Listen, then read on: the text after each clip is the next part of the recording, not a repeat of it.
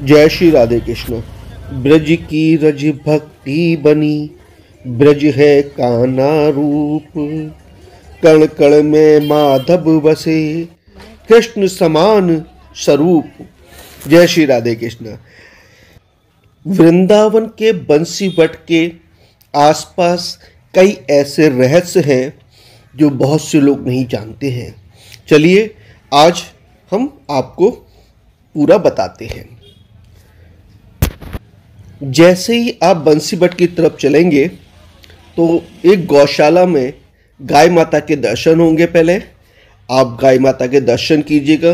कान्हा को बहुत प्रिय गाय माता हैं, उनके दर्शन करके अगर आप बंसीवट के रहस्य उनकी यात्रा को कंप्लीट करेंगे तो भगवान श्री कृष्ण अवश्य प्रसन्न होंगे। बोलिए प्रेम से जय श्री राधे राधे।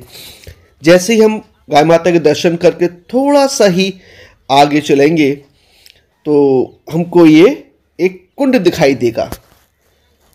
ये कुंड श्याम कुंड के नाम से जाना जाता है। वैसे इसका नाम पंच कुंड है और इस कुंड को भगवान श्री कृष्ण ने अपनी बंसी से खोदा था। भगवान श्री कृष्ण 16,108 गोपियों के साथ यहाँ पर महारास लीला करने जब आए थे तब उनके श्रृंगार स्नान के लिए भगवान श्री कृष्ण ने इसको अपनी बंसी से खोदा था।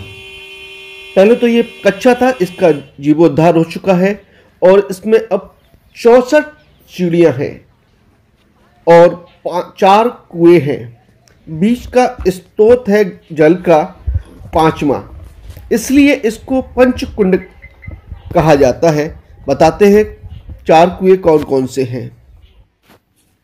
ये देखिए पूरे कुंड पर ये कोने पर जो बने हुए हैं इसके अंदर कुएं हैं। पहला कुआं यही है, दूसरा ये है, तीसरा ये है, चौथा ये है। चलिए अब बंसीवट चलते हैं, उसके बाद हम आपको कुछ और दिखाएंगे।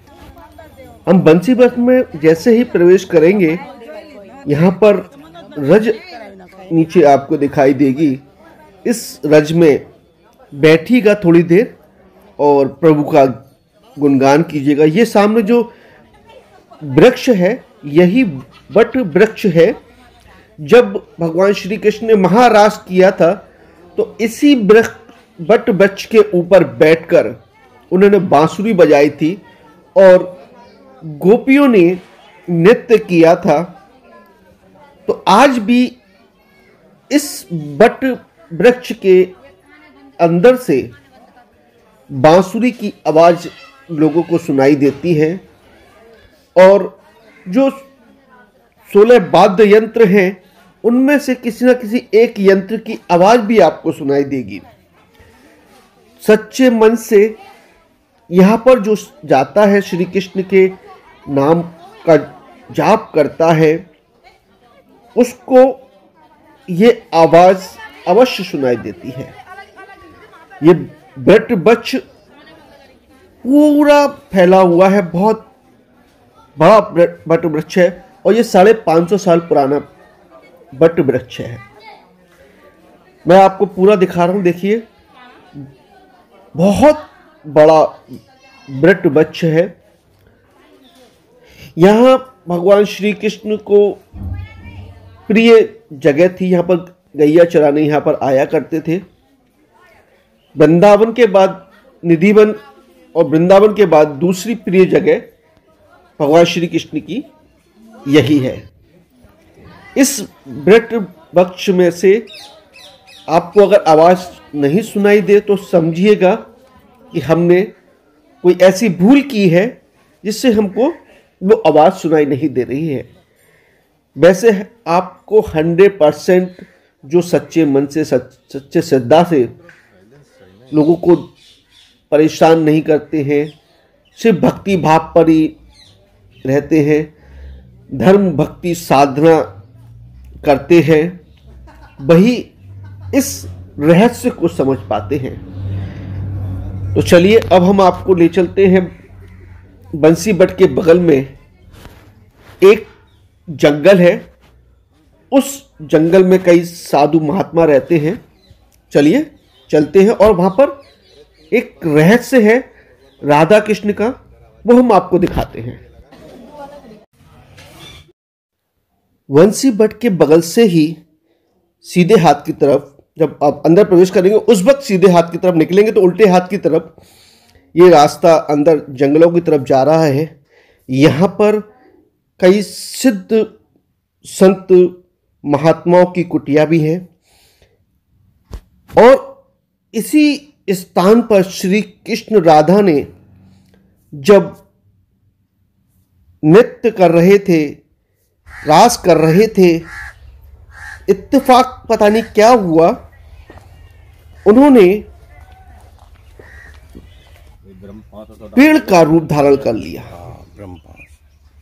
और उस पेड़ का रूप जब धारण किया उसके साक्ष्य आज भी वहां मौजूद हैं। इसी स्थान पर श्री कृष्ण भगवान और राधा रानी यहां पर रास कर रहे थे, नृत्य कर रहे थे। किसी ने देख लिया होगा, पता नहीं क्या था, ये तो प्रभु ही जानते हैं। और वो वृक्ष हो गए। इसके साक्ष्य आप देखिए, आपको साक्षात दिखाई देंगे, राधे कृष्णा ही है ये। आप ये जो तने के नीचे से सफेद देख रहे हैं, ऊपर पेड़ जाता हुआ, ये तो राधा रानी है। और जो बगल से काले से पेड़ है ना, वो कान्हा है। तो कान्हा सामले थे, राधा रानी गोरी थी।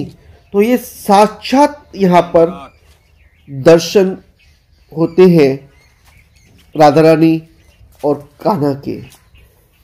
ऐसी लीला और ऐसे रहस्य सनातन धर्म में ही पाए जाते हैं। सनातन धर्म की महिमा है जो हमको ऐसे रहस्य और ऐसे दिव्य दर्शन करने को मिलते हैं।